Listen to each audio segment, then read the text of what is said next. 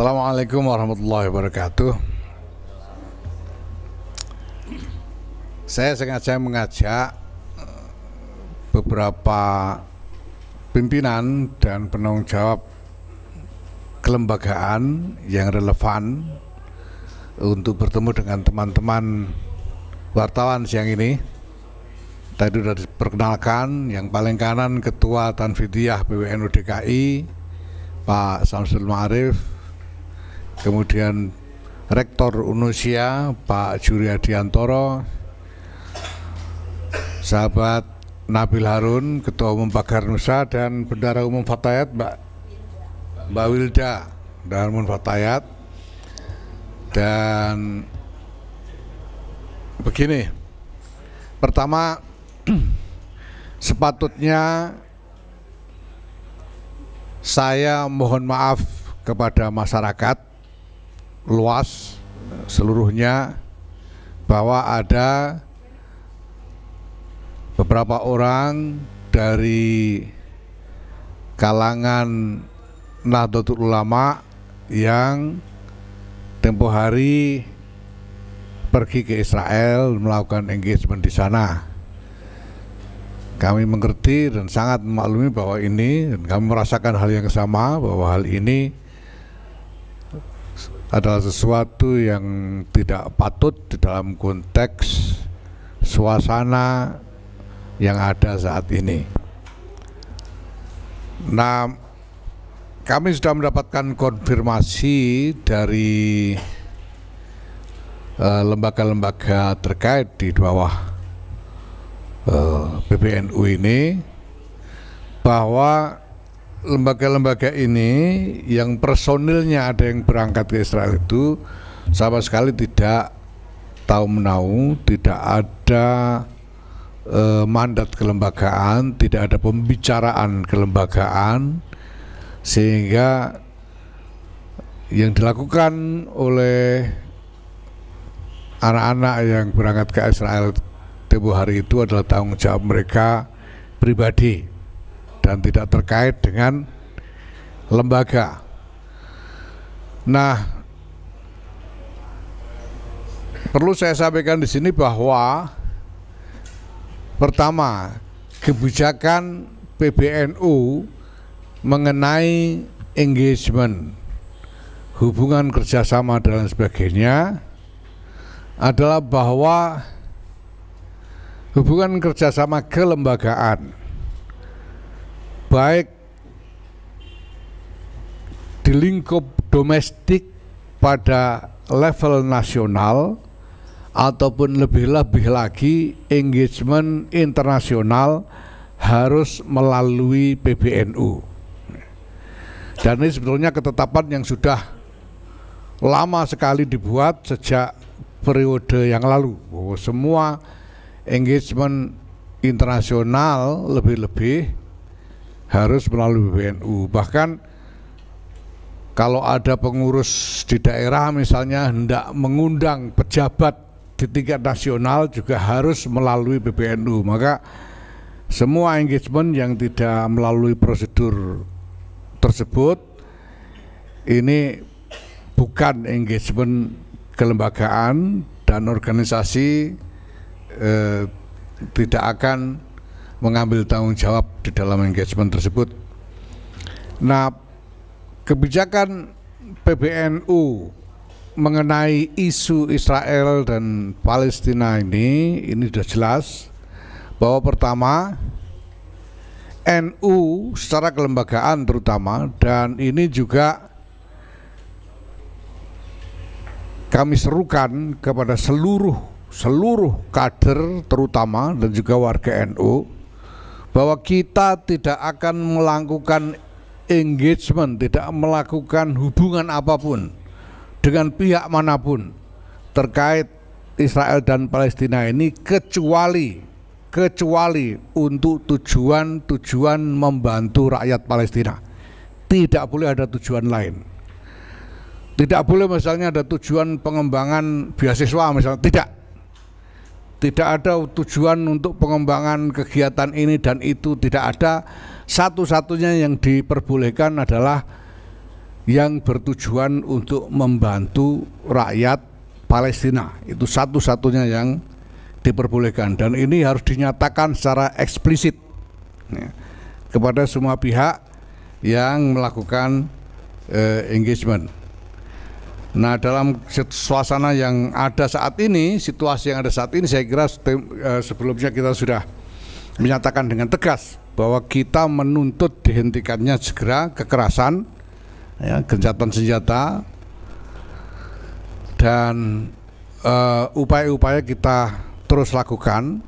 Ya, saya bisa tambahkan tentang prinsip membantu rakyat Palestina itu tadi, bahwa harus ada perhitungan dan perencanaan strategis yang jelas dan nyata. Dengan siapa melakukan engagement, hasilnya apa, ini harus semuanya harus jelas. Jadi tidak asal jalan tanpa terlebih dahulu merencanakan capaian-capaian yang ditargetkan. Nah, maka termasuk juga menanggapi keadaan saat ini, tuntutan kita untuk dihentikannya kekerasan, kita juga melakukan langkah-langkah yang nyata dan strategis, dan memang sungguh-sungguh kita rancang untuk mengarah pada kemajuan upaya mencari jalan keluar dari masalah yang ada sekarang. Misalnya dalam waktu dekat kami sudah melayangkan surat, PBNU mengundang salah seorang pejabat dari pemerintah Palestina untuk datang ke Indonesia. PBNU akan memfasilitasi sebagai tuan rumah untuk melakukan engagement di Indonesia ini dengan berbagai pihak, untuk bersama-sama menggalang upaya bersama dalam membantu, sekali lagi membantu rakyat Palestina menuju jalan keluar dari masalah yang mereka hadapi saat ini. Nah, ada satu hal yang perlu saya tambahkan juga, bahwa baru saja kami menerima informasi bahwa ada satu lembaga atau organisasi yang bernama Pusat Studi Warisan Ibrahim untuk Perdamaian, yang membuat website rahim.org.id, ya. Di dalam websitenya ini dia mencantumkan bahwa seolah-olah bagian dari jaringan organisasi ini adalah LBMNU, bahkan mencantumkan logo LBMNU di dalam websitenya. Ya, saya sudah melakukan klarifikasi kepada LBMNU di PBNU. Wah, ini ketuanya ada di sini, Pak. Katanya si Kiai ini Mahbub Maafi. Ternyata tidak ada dengan LBMNU, PBNU tidak ada. Dan setelah dirunut ternyata ini dari LBMNU DKI, ya, PWNU DKI. Nah, maka tadi juga saya sudah minta kepada Ketua Tanfidiyah DKI, Saudara Samsul Ma'arif, untuk melakukan klarifikasi ini maksudnya apa gitu.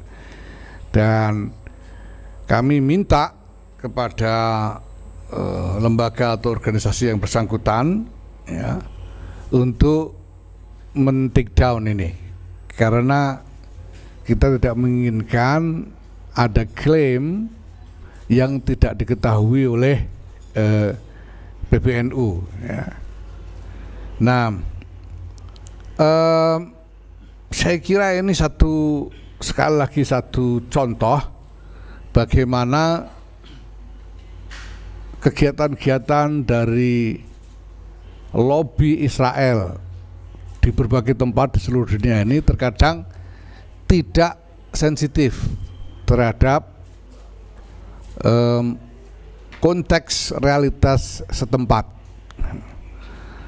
sehingga bukan hanya inisiatif yang dilakukan itu tidak membantu apa-apa terhadap Israel. Memangnya ini dengan berangkatnya 5 orang ini citra Israel jadi lebih baik di Indonesia? Kan enggak juga, malah sebaliknya justru orang-orang yang di bawah itu mengalami kerugian karena kredibilitas mereka kemudian ya menjadi terciderai karena itu. Maka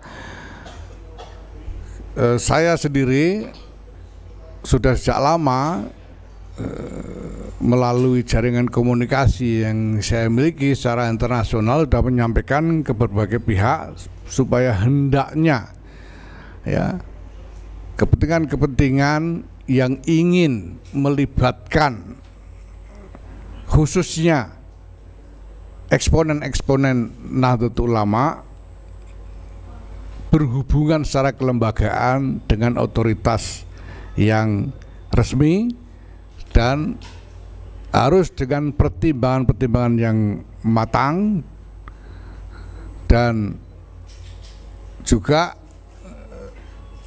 mempertimbangkan sensitivitas yang ada di seputar inisiatif yang dilakukan. Nah, ini saya kira penting untuk diperhatikan ya. Kita tahu bahwa di Indonesia ini juga ada beberapa organisasi lembaga yang beroperasi sebagai lobbyist Israel dan advokat Israel, melakukan advokasi untuk Israel, kita tahu. Dan saya minta ya mau gimana lagi, mereka punya kepentingan silakan saja, tapi saya minta dalam hal ini ya engagement dengan berbagai pihak khususnya yang berada di bawah wewenang saya adalah Nahdlatul Ulama ya. Saya minta untuk melakukan engagement resmi secara kelembagaan dengan mempertimbangkan sensitivitas yang ada. Saya kira demikian. Terima kasih. Assalamualaikum warahmatullahi wabarakatuh. Ada yang mau tanya silakan. Nah, ya. Start dari sini ya, satu ya. Silakan perempuan yang kotak-kotak.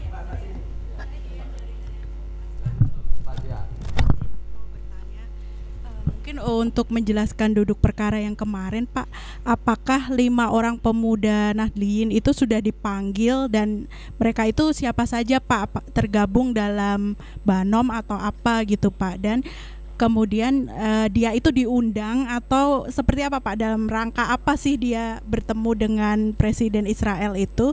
Dan apakah ada sanksi yang dijatuhkan oleh PBNU terkait pertemuan kemarin? Terima kasih, Pak. Baik, terima kasih. Terima kasih ya.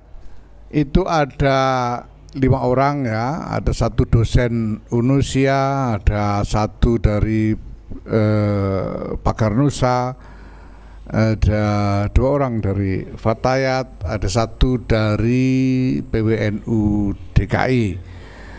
Menurut keterangan yang kami himpun, mereka memang dikonsolidasi. Jadi ada yang mendekati mereka satu persatu untuk diajak berangkat, dan memang mereka di sana programnya adalah sekedar ya pertemuan-pertemuan interface dialog semacam itu di sana dengan berbagai pihak ya, katanya tanpa agenda pertemuan dengan Presiden Israel sebelumnya. Dan itu mendadak diadakan di sana. Nah, saya kira ini karena masalah ketidaktahuan ya, ketidaktahuan teman-teman ini tentang konstelasi peta dan lain sebagainya, karena ya mungkin karena belum cukup umur atau bagaimana ya, sehingga ya, jadi ya hasilnya tidak seperti yang diharapkan. Ini sebetulnya akibat dari tidak sensitifnya pihak-pihak yang mencoba melakukan approach, dan ini banyak sekali yang akan berupaya untuk menyeret NU ke berbagai agenda politik internasional. Itu akan banyak sekali, dan ini sudah kita perhitungkan sejak awal, maka kita menyusun satu set aturan yang bisa mencegah ini. Maka kepada semua kader dan warga juga kita minta untuk berhati-hati dalam soal ini ya. Saya kira itu ya. Soal sanksi, soal sanksi nanti kita serahkan. Ini misalnya jelas dari PWNU DKI akan melakukan proses, ya, termasuk dalam soal tadi itu keterlibatan LBMNU DKI tadi akan diproses dan akan diberi sanksi. Aturan kita sudah cukup jelas dan rinci, ya, mengenai kesalahan dan sanksi ini. Ya, kalau bisa dikatakan ya bahwa mereka tahu tidak tahu mereka telah melanggar satu aturan bahwa semua engagement internasional harus melalui PBNU dan mereka tidak melakukan itu. Nah, ini nanti akan diproses, termasuk UNUSIA ini sudah menjadwalkan bahkan sidang etik, ya, untuk sidang komite etik untuk itu, begitu juga Pak Garnusa dan Fatayat NU. Tapi ala kulli hal gitu ya, apapun yang terjadi, saya sebagai ketua umum PBNU saya mohon maaf atas kesalahan yang dibuat oleh teman-teman NU ini, dan ya saya juga memohonkan maaf untuk mereka kepada masyarakat luas, ya, mudah-mudahan bersedia memaafkan dan mudah-mudahan tidak terulang kembali.